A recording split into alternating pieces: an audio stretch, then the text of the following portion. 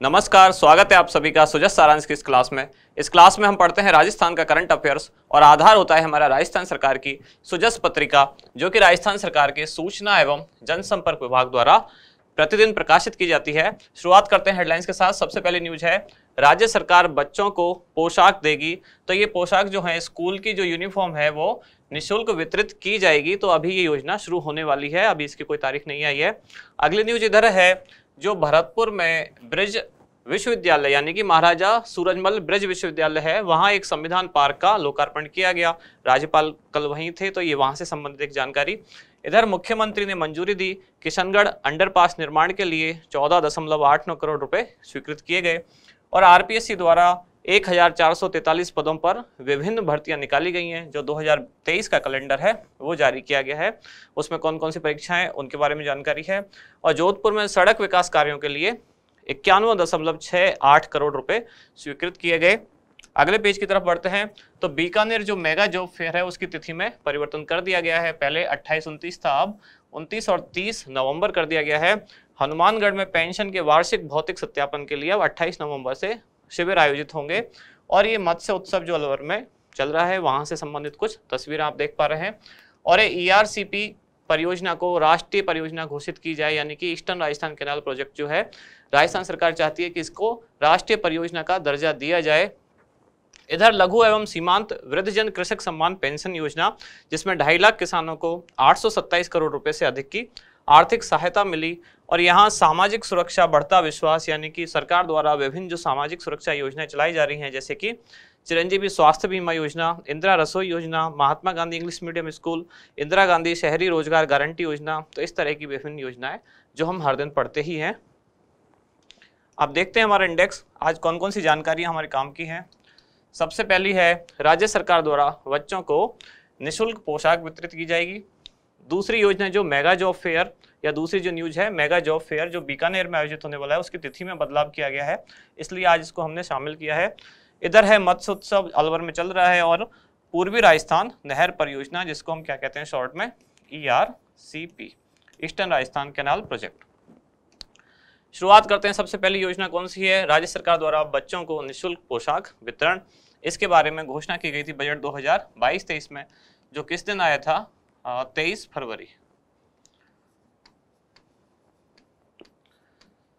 23 फरवरी 2022 को घोषित किया गया, यानी कि आया था बजट कौन सा, बजट 2022-23, जिसमें घोषणा की गई थी कि राज्य सरकार द्वारा बच्चों को निःशुल्क जो स्कूली यूनिफॉर्म उनकी है वो दी जाएगी। पात्रता क्या है, तो कक्षा 1 से 8 तक राजकीय विद्यालयों में अध्ययनरत जो भी छात्र छात्राएं हैं वो इस योजना के पात्र होंगे।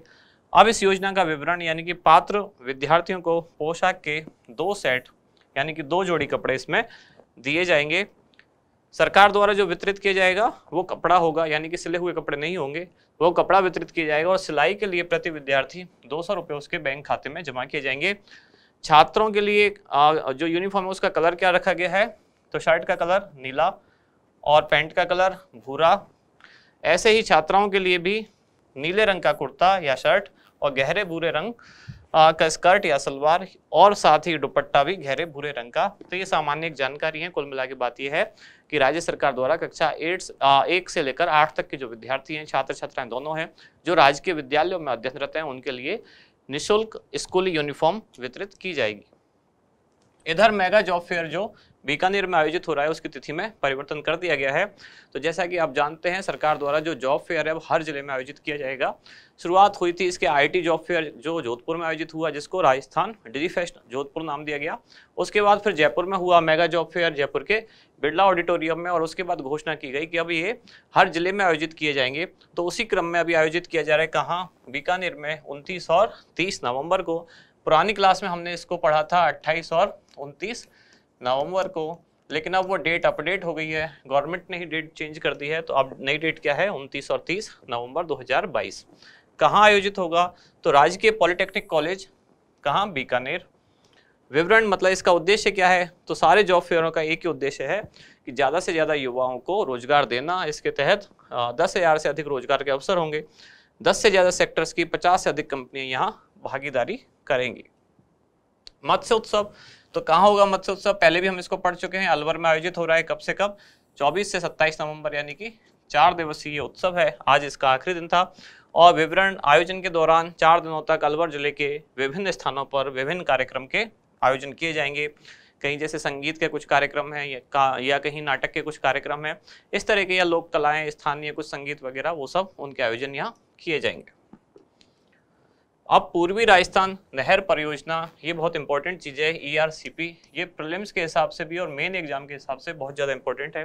जो RS मेन एग्जाम अगर देना चाहेंगे आगे तो उनके लिए योजना बहुत इंपॉर्टेंट है। इसके सारे पैरामीटर्स भी और प्री एग्जाम के हिसाब से भी, इसके अलावा राजस्थान के बाकी भी जो एग्जाम है उन सब के लिए इसके सारा डेटा बहुत इंपॉर्टेंट है। उद्देश्य क्या है?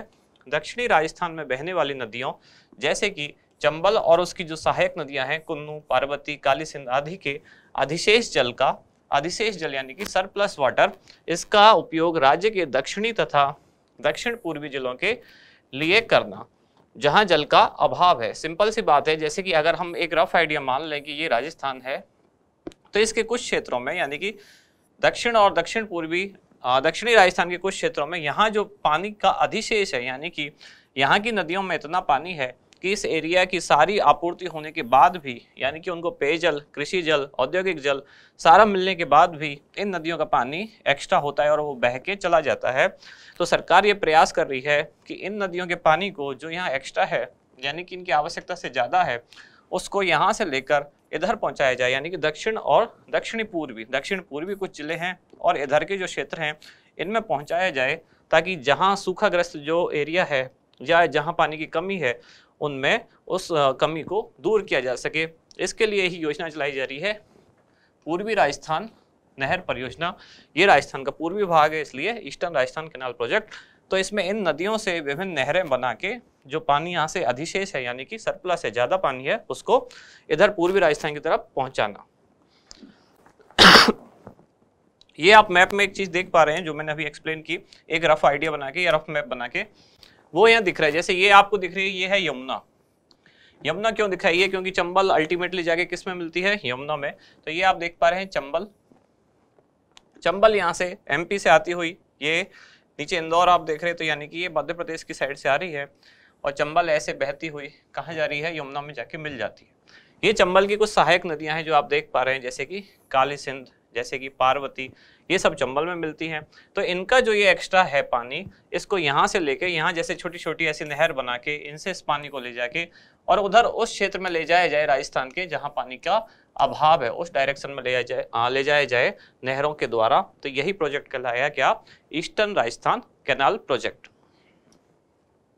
इसमें कितने जिले हैं जो राजस्थान के लाभान्वित होंगे या योजना में शामिल होंगे? तो राजस्थान के कुल 13 जिले हैं। कौन कौन से 13 जिले हैं? तो झालावाड़, बारां, कोटा, बूंदी, अजमेर, सवाई माधोपुर, टोंक, जयपुर, करौली, अलवर, भरतपुर, दौसा और धौलपुर। कुल कितने जिले हैं? 13 जिले। और इन्हीं को संभागों में अगर डिवाइड करें तो कुल कितने संभाग हैं? कुल 4 संभाग। कौन कौन से आपको संभाग के नाम दिख रहे हैं? सबसे पहले मुझे दिखा भरतपुर यहाँ, फिर दिखा जयपुर, फिर दिखा तीसरा संभाग कौन सा? अजमेर, और चौथा संभाग कोटा। तो ये 4 संभाग हैं, ये सारे जिले इन्हीं में आते हैं। जैसे कि सवाई माधोपुर भरतपुर में आएगा, सवाई माधोपुर, दौसा जयपुर में, करौली और अलवर जयपुर में, करौली भरतपुर में। इस तरह से आप डिवाइड कर सकते हैं। जैसे कि अगर मैं बांटूं तो भरतपुर जिले के जो भरतपुर संभाग के जो 4 जिले हैं, जैसे कि सवाई माधोपुर 1, करौली दूसरा, धौलपुर तीसरा और चौथा भरतपुर है ही। तो यानी कि भरतपुर, धौलपुर, करौली और सवाई माधोपुर, चारों जो जिले हैं भरतपुर के हैं। ऐसे ही आप जयपुर जिले के जयपुर संभाग के देख पा रहे हैं, दौसा यहाँ है, अलवर उधर है, कोटा के आप देख रहे हैं झालावाड़, बारां, कोटा, बूंदी, और अजमेर के देख रहे हैं अजमेर और टोंक। तो इस तरह से इनको डिवाइड करके ऐसे भी आप याद कर सकते हैं कि 4 संभाग हैं और कुल 13 जिले इससे लाभान्वित होंगे। यहाँ डिटेल में इसकी जानकारी लिखी गई है कि इस योजना के तहत पेयजल तथा सिंचाई हेतु जल उपलब्ध होगा। अनुमानित लागत कितनी है इसकी? लगभग 40,000 करोड़ रुपए। इसके तहत वाटर चैनलों का एक नेटवर्क तैयार किया जाएगा, जो बात अभी हमने की मैप में बना के, जो राज्य की लगभग 41% जनसंख्या तथा राज्य के लगभग 23% क्षेत्रफल को कवर करेगा। वैसे भी आपको जानकारी है इस बारे में, ये अगर राजस्थान है तो इधर वाले क्षेत्र में राजस्थान का क्षेत्रफल, कम क्षेत्रफल में ज्यादा जनसंख्या यहाँ निवास करती है, तो इसके द्वारा क्षेत्रफल भले ही कम कवर हो रहा है लेकिन जनसंख्या काफी ज्यादा कवर होगी, यानी कि 23% क्षेत्रफल में लगभग 41% जनसंख्या को इसका लाभ मिलेगा। और कुल लाभान्वित संभाग यहाँ लिखे हुए हैं कितने, 4। कौन कौन से 4 संभाग है, जयपुर, कोटा, अजमेर और भरतपुर, इन 4 संभागों को इसका लाभ मिलेगा। समय सीमा तो 2017 से 2023 तक 7 वर्षों की अवधि में 3 फेज में इसको पूर्ण किया जाना प्रस्तावित है, लेकिन अभी ये 2023 तक पूरी होती लग नहीं रही है, क्योंकि लगातार राज्य सरकार ये प्रयास कर रही है कि केंद्र सरकार इसको राष्ट्रीय परियोजना का दर्जा दे, जिसके पीछे कारण ये है, अगर ये राष्ट्रीय परियोजना घोषित हो जाती है तो इसका 90% जो खर्चा है वो केंद्र सरकार उठाएगी। इस परियोजना के बनने के बाद 2051 तक इन 13 जिलों में और उन 4 संभागों के इन 13 जिलों में जल की जितनी आवश्यकता होगी, कब तक, 2051 तक उस अनुमानित मांग की पूर्ति की जा सकेगी। तो यहाँ डिटेल में ये लाइन लिखी हुई है। शॉर्ट में मैंने आपको सरल भाषा में बताया कि 2051 तक इन 13 जिलों में जितनी पेयजल और सिंचाई के लिए जल की आवश्यकता होगी या औद्योगिक जल की आवश्यकता होगी, उसकी पूर्ति की जा सकेगी। इस तरह ये प्रोजेक्ट डिजाइन किया जा रहा है। कुछ खास बातें कि ERCP को राष्ट्रीय परियोजना का दर्जा दिलाने हेतु राज्य सरकार निरंतर प्रयासरत है, जिसके पीछे कारण ये है, राष्ट्रीय परियोजना का दर्जा मिलने पर इसकी कुल लागत का 90% जो खर्च है वो राज्य सरकार, केंद्र सरकार द्वारा वहन किया जाएगा। और लास्ट में अभ्यास प्रश्न क्या है आज, ERCP के तहत कुल कितने संभाग लाभान्वित होंगे, 7, 6, 5 या 4? इसका उत्तर आप बताएं कमेंट्स में। और लास्ट में छोटी सी जानकारी आपके लिए, जो लोग राजस्थान करंट अफेयर्स के लिए क्लास से जुड़े हुए हैं, वीडियो क्लासेस देख रहे हैं, या अगर जो नहीं भी जुड़े हुए हैं और अगर वो कंटेंट के रूप में कुछ चाह रहे हैं, तो अब इसका वार्षिकांक आज से आ चुका है, मतलब मार्केट में भी मिलना शुरू हो गया है। और अगर आप ऑनलाइन परचेज करना चाहते हैं तो कलाम अकेडमी की वेबसाइट पर भी अवेलेबल है, कोचिंग की बिल्डिंग में भी अवेलेबल है, साथ ही हर जिले में भी अवेलेबल है। आपके आसपास के जो बुक स्टोर हैं वहाँ सब भी मिल रहा है। कईयों ने कमेंट्स में पूछा था कि हमारे यहाँ या उनका जो भी शहर है वहाँ अवेलेबल है या नहीं, तो हर जगह हर बुक स्टोर पर आपको अब मिलना शुरू हो जाएगा, क्योंकि आप लोग काफ़ी परेशान हुए थे जो इसके वॉल्यूम 1, 2, 3, 4 कुछ आए थे, तो अगर वो आपको नहीं मिले हैं, किसी मंथ का कोई वॉल्यूम नहीं मिला है, तो अब आपको परेशान होने की जरूरत नहीं है। वार्षिकांक में सारा वो मैटर एक साथ है, तो आप इसको लेकर अपनी पढ़ाई कंटिन्यू कर सकते हैं। तो आप मिलते हैं कल अगली क्लास में। धन्यवाद।